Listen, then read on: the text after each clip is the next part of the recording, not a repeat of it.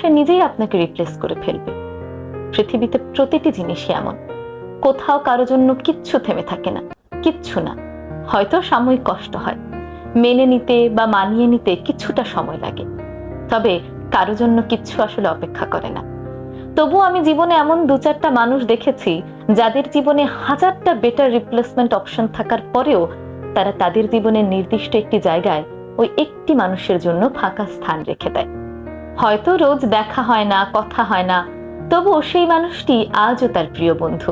তার জায়গাটি কেউ নিতে পারেনি, কিংবা সে নিজেই তার বন্ধুর জায়গাটি আর কাউকে দেয়নি। কারো জীবনে এতটুকু মূল্যায়ন পাওয়া ভীষণ ভাগ্যের ব্যাপার। আপনি যদি কারো জীবনের এমন মূল্যবান হয়ে থাকেন, কেউ যদি আপনাকে তার জীবনে ঠিক এই জায়গায় বসিয়ে থাকে, তাহলে তার সেই ভালোবাসার যথাযথ মূল্যায়ন করার চেষ্টা করুন।